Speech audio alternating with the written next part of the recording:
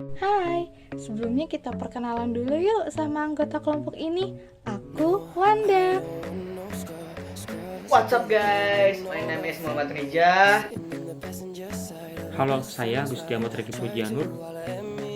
Halo, perkenalkan saya Sofia Rizkiawardani.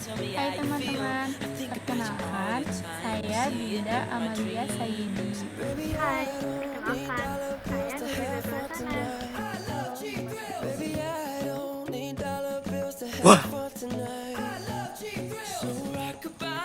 Hello, pasti kaget kan? Nama aku Jakir.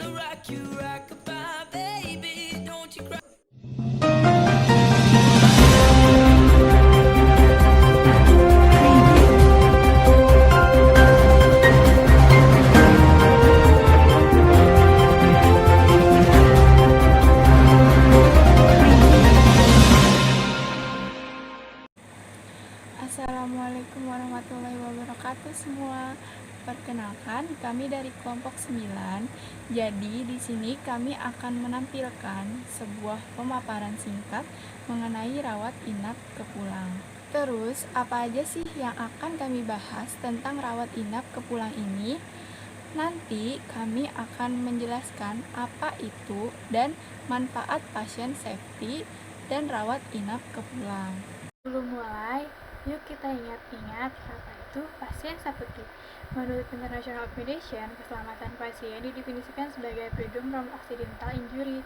Accidental injury disebabkan karena error yang meliputi kegagalan suatu perencanaan atau memakai rencana yang salah dalam mencapai tujuan. Tujuan keselamatan pasien di rumah sakit meliputi terciptanya budaya keselamatan pasien di rumah sakit, meningkatkan akuntabilitas rumah sakit terhadap pasien dan masyarakat, menurunnya kejadian tidak diharapkan atau KTD di rumah sakit, dan terlaksananya program-program pencegahan sehingga tidak terjadi pengulangan kejadian tidak diharapkan. Adapun manfaat penerapan langkah-langkah keselamatan pasien ini memberikan berbagai manfaat bagi rumah sakit, antara lain: 1. Adanya kecenderungan green product. Produk yang aman di bidang industri sehingga suatu produk menjadi laris dan banyak dicari masyarakat. 2. Rumah sakit yang menerapkan keselamatan pasien akan lebih mendominasi pasar jasa dan kemudian diikuti oleh masyarakat untuk mencari rumah sakit yang aman. Dan ketiga, rumah sakit lebih memfokuskan diri dalam kawasan keselamatan pasien. Dari tadi ngomong rumah sakit mulu, rumah sakit apa sih, Za? Yoi, kalem. Biar aku jelaskan. Menurut Depkes RI 1989, rumah sakit merupakan pusat pelayanan rujukan medik, spesialistik, dan subspesialistik dengan fungsi utama menyediakan dan menyelenggarakan upaya kesehatan yang bersifat penyembuhan atau kuratif dan pemulihan atau rehabilitatif bagi pasien sesuai dengan fungsi utamanya tersebut. Perlu pengaturan sedemikian rupa sehingga rumah sakit mampu memanfaatkan sumber daya yang dimilikinya dengan lebih berdaya guna efisien dan berdaya guna efektif. Pelayanan kesehatan yang bermutu merupakan satu di antara kebutuhan dasar yang diperlukan semua orang. Hal ini sudah disadari sejak dulu sehingga setiap kebijakan pemerintah di bidang pembangunan kesehatan selalu ditujukan untuk lebih meningkatkan mutu pelayanan kesehatan kepada masyarakat. Berbagai upaya telah dilakukan untuk meningkatkan mutu pelayanan kesehatan melalui akreditas atau spesifikasi institusi penyedia pelayanan kesehatan. Standarisasi mutu pelayanan diupayakan untuk memenuhi kebutuhan terhadap pelayanan yang berkualitas. Sebelum masuk ke alur kepulangan dari rawat inap ke rawat jalan, kita mesti tahu dulu apa itu rawat inap. Nah, jadi rawat inap atau OPNAM merupakan suatu bentuk perawatan di mana pasien dirawat dan tinggal di rumah sakit untuk jangka waktu tertentu. Perawatan rawat inap adalah perawatan pasien yang kondisinya memerlukan rawat inap. Kemajuan dalam pengobatan modern dan munculnya klinik rawat komprehensi memastikan bahwa pasien hanya dirawat di rumah sakit ketika mereka betul-betul sakit. Setelah mengalami kecelakaan, pasien yang perlu perawatan intensif atau observasi ketat karena penyakitnya. Pelayanan rawat inap adalah suatu kelompok pelayanan kesehatan yang terdapat di rumah sakit yang merupakan gabungan dari beberapa fungsi pelayanan. Pelayanan rawat inap adalah pelayanan yang terdapat pasien masuk rumah sakit yang menempati tempat tidur perawatan untuk keperluan observasi, diagnosa, terapi, rehabilitasi medik atau pelayanan medik lainnya. Adapun segala hal yang terkait rawat inap akan diterangkan oleh Ricky. Langsung saja Ricky. Oke, sabar sebentar. Jadi dengerin baik-baiknya. Gini, pelayanan rawat inap di rumah sakit itu meliputi 10 hal ini. Yang pertama, kamar perawatan terdiri atas kelas 2 untuk rumah sakit umum pemerintah atau kelas 3 di rumah sakit TNI, Polri, BUMN ataupun swasta. Yang kedua, lama hari rawat inap itu yang ditanggung maksimal 60 hari dan itu termasuk 20 hari untuk perawatan khusus. Yang ketiga, kunjungan dokter yang merawat itu maksimum 1 kali dalam sehari. Kemudian yang keempat, konsultasi dokter spesialis yang diperlukan secara medis. Kemudian yang kelima, pemberian obat-obatan itu sesuai dengan indikasi medis yang merujuk pada standar obat JPK PT Jam Sostek. Nah, capek nih. Nop, lanjutin dong. Oke. Keenam, pemeriksaan penunjang diagnostik seperti laboratorium, ronsen, elektromedis dan patologi. 7. Tindakan medis. 8. Perawatan khusus, ICCU, ICU, HCU, NICU, dan ICU anak. 9. Operasi sesuai klasifikasi operasi dengan penyetaraan setinggi-tingginya setara dengan operasi besar. 10. Alat kesehatan tidak habis pakai, pin, plate, screw, korset, collar neck, intracollar lens, double G, peritoneal, stain, dan jaring untuk hernia. Ditanggung oleh PT Jam Sostek atau Persero sebesar 60% nilai barang atau setinggi-tingginya Rp500.000. Sisanya ditanggung oleh peserta. Oh iya, kalau nih banyak pasien yang mendaftar ingin dirawat inap tapi kamar tidak mencukupi, bagaimana?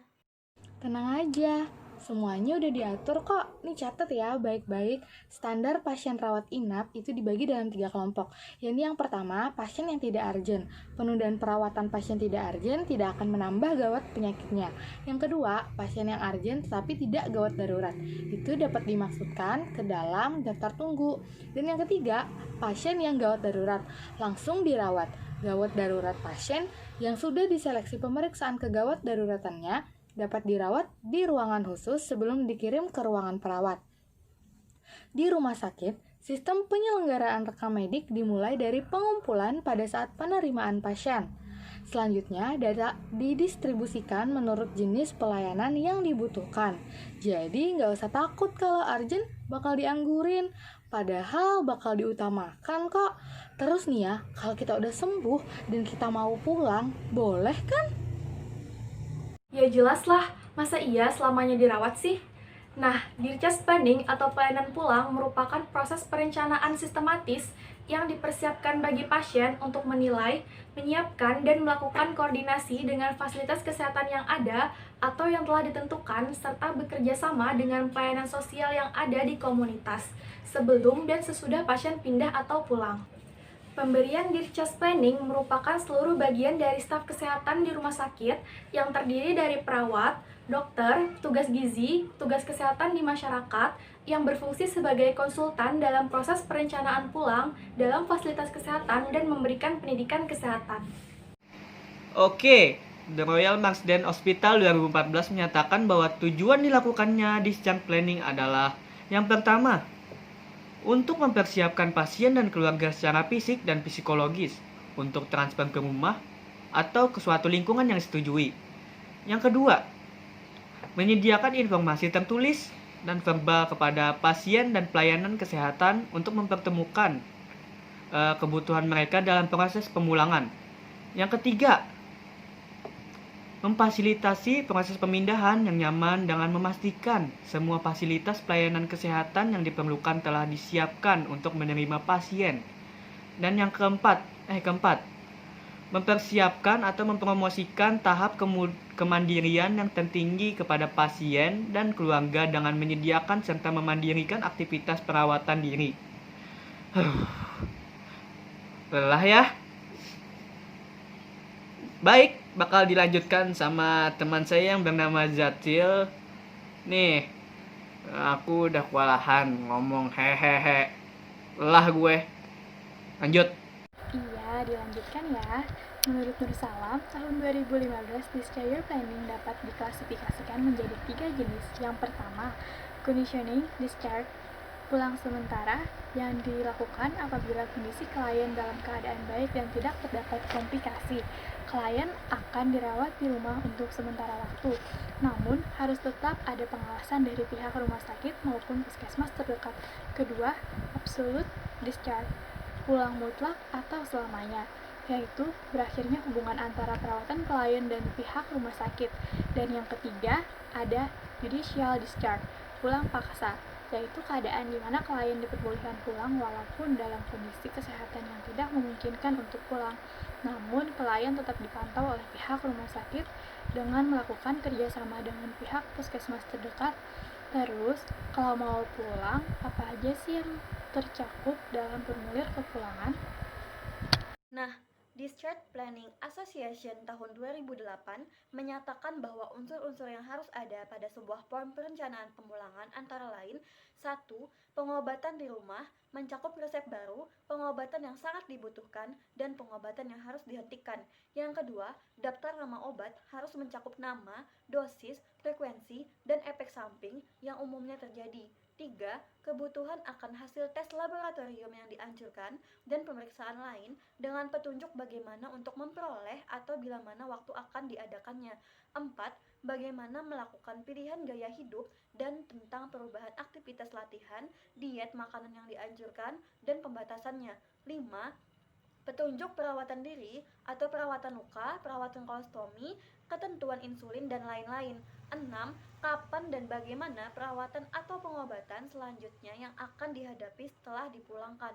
Nama pemberi layanan waktu, tanggal, dan lokasi setiap janji untuk kontrol. 7. Apa yang harus dilakukan pada keadaan darurat dan nomor telepon yang bisa dihubungi untuk melakukan peninjauan ulang petunjuk pemulangan. Jadi, kalau mau pulang, ada prosedurnya nggak? Ya dong, sini aku sama teman-teman aku jelasin ya. Proses pelaksanaan discharge planning dari berbagai multidisiplin menurut IHRQ atau Agency for Healthcare Research and Quality pada tahun 2013 adalah sebagai berikut. Yang pertama, Person-Centered Practice atau PCP. Yang dilakukan adalah mengatur pendaftaran klien, menentukan jalur klinis, kemudian memberikan pendidikan kesehatannya pada klien tentang penyakitnya, kemudian berpartisipasi dalam tahap DC atau discharge care, dan dilanjutkan dengan memulai pelaksanaan DC. Yang kedua, lanjutin Sal. Kedua, Registered Nursing atau RN, yaitu melakukan penilaian penerimaan, kemudian persetujuan pengobatan, kemudian memberikan pendidikan kesehatan pada klien tentang penyakitnya, dan kemudian memperkuat rencana pemulangan atau discharge planning. Apalagi Ki?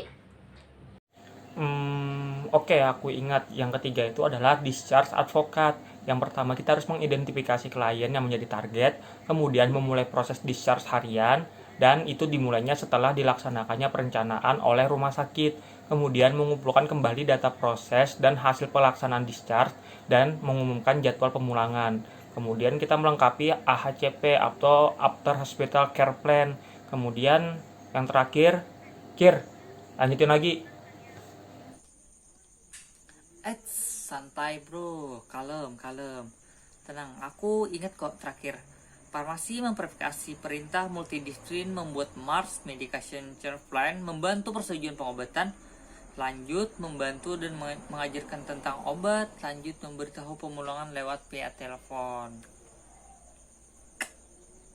Nah, itu tadi adalah penjelasan singkat mengenai rawat inap ke pulang.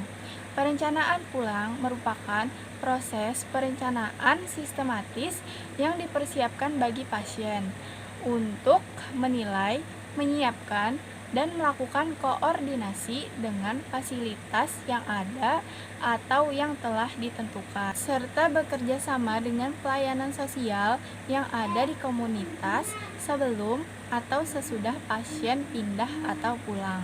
Mungkin itu saja yang dapat kami sampaikan. Selamat sore teman-teman, semoga ilmunya bermanfaat. Wassalamualaikum warahmatullahi wabarakatuh. Baby, don't you cry, no. Well, Monday, where the time cold, I wanna be keeping you warm. I got the shelter you from the